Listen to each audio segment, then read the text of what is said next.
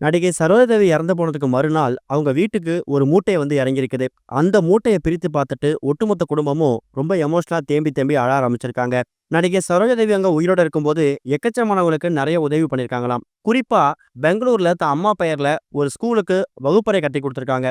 தன் அம்மாவோட பெயர்ல சின்னதா ஒரு ஆரம்ப பள்ளியும் கட்டி கொடுத்துருக்காங்க. அந்த அளவுக்கு குழந்தைங்க மேல அதிக ஆசை கொண்டவங்க தான் இறந்து போயிருக்கக்கூடிய நடிகை சரோஜாதேவி. அவங்க உயிரோட இருக்கும்போது எக்கச்சக்கமான ஆதரவற்ற இல்லங்களுக்கு குழந்தைகளுக்கு எவ்வளோ நன்கொடைகள் கொடுத்துருக்காங்க. வருஷத்துக்கு ஒரு முறையாவது சைல்டு ஹோமுக்கு போயிட்டு அங்க இருக்கக்கூடிய குழந்தைங்களை பார்த்து அவங்களுக்கு ஒரு வேளை உணவு கொடுக்கறது, பிறந்தநாள் வந்துச்சுன்னா அந்த குழந்தைங்களுக்கு ட்ரெஸ் எடுத்து கொடுக்கறது சொல்லி பல விஷயங்கள் பண்ணியிருக்காங்க. இப்ப அவங்க இறந்து போன செய்தியை கேள்விப்பட்டதுக்கு அப்புறமா இவங்களால உதவி பெற்ற எக்கச்சக்கமான குழந்தைகள் இல்லத்தை சேர்ந்தவங்க பயங்கர எமோஷனலா ஃபீல் பண்ண ஆரம்பிச்சுட்டாங்களாம். அவங்களால நேர்ல வந்து சரோஜாதேவி அவங்களுக்கான அந்த இறுதி அஞ்சலியை வந்து செலுத்த முடியல. அந்த ஒரு காரணத்தால ஒரு மாற்று வழியா என்ன பண்ணியிருக்காங்கன்னா, அந்த ஸ்கூல்ல படிக்கக்கூடிய இவங்களால உதவி பெறக்கூடிய எக்கச்சக்கமான குழந்தைங்க தங்களோட கண்ணீர் மல்க இருக்கக்கூடிய அந்த இரங்கல் செய்திய ஒரு லெட்டர்ல எழுதி அது எல்லாத்தையும் மொத்தமா பேக் பண்ணி அந்த ஹோமை சேர்ந்தவங்க சரோஜா வீட்டுக்கு வந்து அனுப்பி வச்சிருக்காங்களாம். அந்த ஒரு லெட்டர், அந்த ஒரு இரங்கல் செய்தியையும் அவங்க குடும்பம் சேர்ந்தவங்க சரோஜாதேவி போட்டோ முன்னாடி படிச்சு பார்த்து அந்த லெட்டர் எல்லாத்தையும் அவங்க போட்டோ முன்னாடி சமர்ப்பிச்சிருக்காங்க.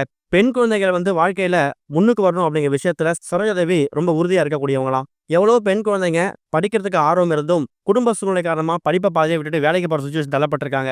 அப்படிப்பட்ட விஷயங்கள் வரக்கூடாது அப்படிங்கிறதுக்காக தான் சம்பாதிக்கக்கூடிய ஒரு பகுதியை குழந்தைகளுக்கு உதவி செய்யறதுக்காக ஒதுக்கினவங்களாம். இதுக்கப்புறமும், அதாவது அவங்க இறந்த பிறகும் கூட அவங்க பெயர்ல இதுவரைக்கும் அவங்க செஞ்சிருந்த உதவிகள் தொடர்ந்து போய்கிட்டு தான் இருக்கும். அது என்னைக்குமே நிக்க போறது இல்லைங்கிற மாதிரி ஒரு சந்தோஷமான செய்தியையும் அவங்க குடும்பம் சேர்ந்தவங்க தெரிவிச்சிருக்காங்க. இப்ப அவங்க இறந்து போனதுக்கு மறுநாள் அவங்க வீட்டுக்கு வந்திருக்கக்கூடிய இந்த இரங்கல் செய்தி அடங்கின அந்த மூட்டை இருக்குல்ல, அதுதான் இப்போ ஒட்டுமொத்த குடும்பம் சேர்ந்தவங்களையும் கண்ணீர்ல மூழ்க வச்சிருக்குது. இது ஒரு பக்கம் இருக்க, பல கோடி பண மோசடி வழக்குல பிரபலமான தயாரிப்பாளர் இருக்கக்கூடிய ரவீந்திர மும்பை போலீசார் கைது செய்ய வந்ததாகவும், ஆனா கைது செய்யாம விட்டுட்டு போயிட்டாங்கிற மாதிரி தகவல் ஒண்ணு எக்கச்சக்கமா நியூஸ் ஆர்டிகளா வெளிவந்து பரபரப்பை ஏற்படுத்தியிருக்குது. தமிழ் சினிமால ஒரு தயாரிப்பாளரா, விமர்சகரா, ஒரு பிக் பாஸ் போட்டியாளர் அடையாளப்படுத்திக்கிட்டவர் தான் ரவீந்தர். இவரு சீரியல் நடிகா இருக்கக்கூடிய மகாலட்சுமிய சில வருஷம் முன்னாடி திருமணம் பண்ணிக்கிட்டாரு. இந்த மாதிரி சுச்சுவேஷன்ல தான் பங்கு சந்தையில அதிக லாபம் வாங்கி தருவதா மும்பையில் இருக்கக்கூடிய ஒரு பிரபலமான நபர்கிட்ட 5.24 கோடி ரூபாய் வந்து இவர் மோசடி செஞ்சதா மும்பை போலீசார் ரவீந்திர சென்னையில கைது பண்றதுக்காக வந்திருக்காங்க. ஆனா ரவீந்திரோட உண்மை காரணமா அவரை கைது பண்ணாம வெறும் சம்மன் மட்டும் கொடுத்துட்டு போயிருக்காங்களாம். இந்த ஒரு தகவல் எந்த அளவுக்கு உண்மைன்னு தெரியல. இந்த நியூஸ் எக்கச்சக்கமான நியூஸ் ஆர்டிக்கல்ல வெளிவந்து தமிழ் சினிமா வட்டாரத்துல பரபரப்பை ஏற்படுத்தியிருக்குது. உண்மையாவே ரவீந்தர் பண மோசடில ஈடுபட்டாரா, இது வந்து ஒரு பொய் புகாரா அப்படிங்கிற விஷயங்கள் விசாரணை தெரிய வரும் அப்படிங்கிற மாதிரியும் எக்கச்சக்கமான தகவல் இப்போ வெளிவந்திருக்குது. இது வரைக்கும் கனெக்டிங் டிவிக்கு சப்ஸ்கிரைப் பண்ணனா மறக்காம சப்ஸ்கிரைப் பண்ணிக்கங்க.